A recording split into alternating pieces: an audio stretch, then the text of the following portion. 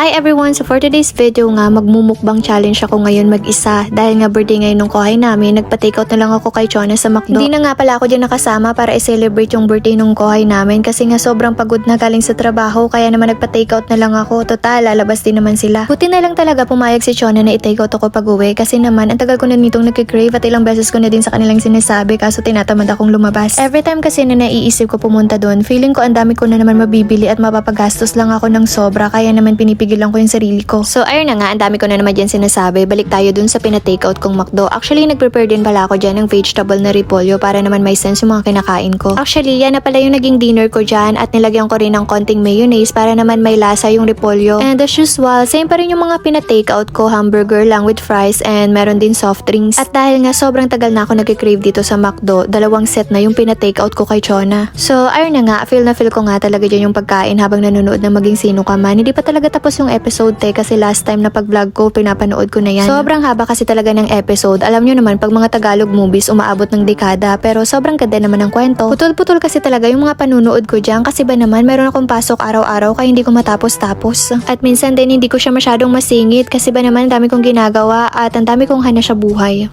At dahil naumpisan ko na pala tong kwento at hindi pa tapos yung video, kukwentuhan ko na lang muna kayo hanggang matapos. So, ayun na nga, wala na talaga akong maisip makwento sa inyo pero panay-kwento pa rin talaga ako dito sa video.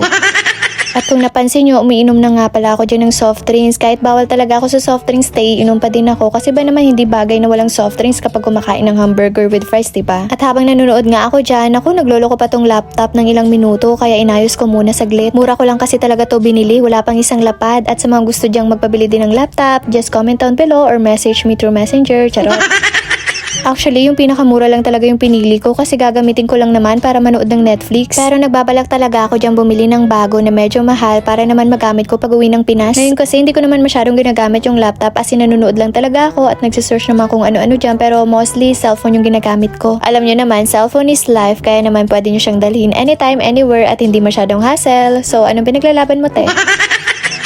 So ayun na nga te, ang unang plano ay mag-flex ng pina-takeout ko sa McDo pero ang dami-dami ko na naman topic na napuntahan. Nakapunta na ako ng cellphone at laptop at kung ano-ano pa. Ay hindi ko pa rin talaga naubos yung pagkain ko dyan. Ang tagal-tagal ko kaya dyan kumain kaya ang tagal nitong video matapos, grabe. At dahil nga sobrang natatagalan na ako, in-speed ko na lang tong video pero hindi pa rin tapos.